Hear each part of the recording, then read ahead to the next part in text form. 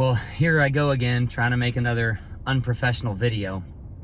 And I have tried to rehearse this a few times so that there's less stuttering and more clarity. I apologize for the last videos. I had some feedback from several people who said, Sam, you need to retake those videos and write out what you're gonna say next time so that things are more clear and concise, and they're way too long. And well, maybe if I had an anchor from Fox News here or CNN or some professional fake news media company or whatever they are called now, they're earning a bad reputation, but hopefully they make that course correction.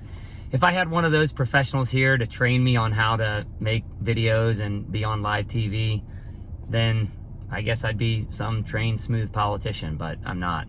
So here's my last minute video here to tell one last message to every single one of you that are going to receive this video. I have people who are going to send this out to you. So every single person, all 114 of you that are eligible to vote, or send your vice chair to vote in your stead on Tuesday, tomorrow night, in about 30 hours from now. All of you will get a chance to be sent this video. I'll try and keep it short, but I want to set this up. I'm not like most American-born children.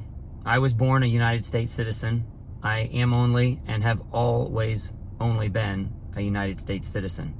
But I was born overseas. And my early childhood, what I remember, my parents were living, my dad worked behind the Iron Curtain during Reagan's presidency. They moved to England for him to continue his education. And then when the wall came down in '89, a few years later, after he finished up his program there, they moved to a small town about 30 minutes outside of Budapest, Hungary. So my early childhood years, most of what I remember was Hungary. And I didn't grow up with American television. I didn't grow up watching Looney Tunes or anything else. The closest thing that I had to an American childhood as far as education content or entertainment was when we would go to my grandparents' dairy farm in central Illinois, and they had their VHS and a big box TV in Grandpa's bedroom, and we'd go in there and sit on Grandpa's bed, and we watched, 101 Dalmatians or The Lion King or Aladdin. Those were the times we watched movies. But other than that, we didn't have much entertainment.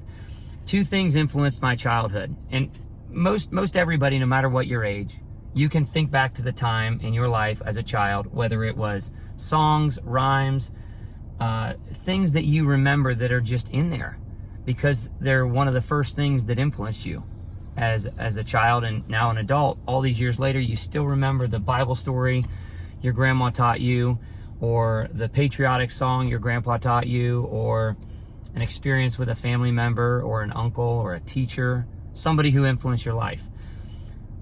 My experience growing up in those early childhood years was very unique, and I didn't move back to America until I was 8. And so the two things that influenced me that I remember were books that my parents read me for children's books that had a moral lesson to them, and they were all very spiritually based.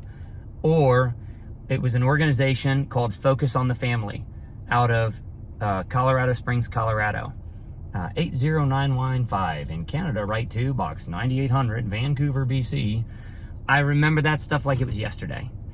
And one of the podcasts that they did, they were short little story times, and they were all centered with this grandpa figure called John Avery Whitaker. He had this small town. It's a fictional story, but it was this small town old grandpa guy who his wife had passed away years earlier, and he had started a little ice cream shop where kids could be kids. They came there after school, and on the weekends, he'd help them with their homework, give them a hot dog, feed them ice cream, and he had all these toys they could play with, and it was just a place for him to be a grandpa to a bunch of people in a small community who maybe didn't have a grandpa. And he had 2 sons. One of them, I believe, had passed away in Vietnam, and the other one worked for the FBI or something, and he was traveling all over the world. And so this is the make-believe story, but they taught real lessons. And one of the lessons that he taught was this, and I'll read it to you so it's short. Now, I'm not a historian, so if this story is completely made up, then I can't verify the the validity of the story. You can go to focusonthefamily.com or wherever this is at and look it up for yourself. Daily Focus, Jim Daly's blog, Focus on the Family.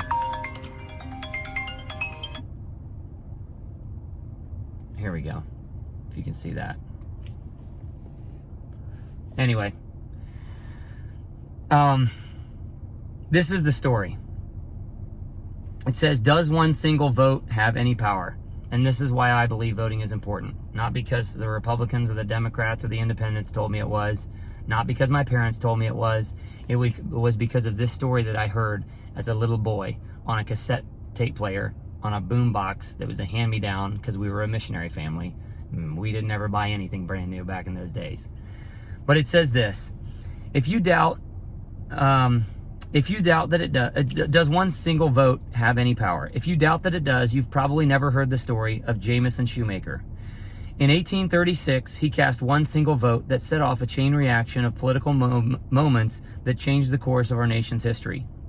Shoemaker, an Indiana farmer, was so busy working his fields that he forgot it was election day until a neighbor reminded him. Shoemaker got to the polls just before they closed. The race for state representative was tight. In fact, it was tied. Shoemaker's last-second vote swung the election to a man named Madison Marsh. On election day, a few years later, a three-way tie in the Indiana state legislature left a key U.S. Senate seat. This is back before, I believe it's the 17th Amendment, if I'm remembering correctly. U.S. senators used to be picked by the states, by the state legislatures. So the House in Washington represented we the people in whatever district you're in, a congressional district, and we voted popular vote on who we wanted to be our congressman. And then the senators, 2 senators from every state, balance of powers. If you understand your civics, that's where that comes from. They were to represent the states.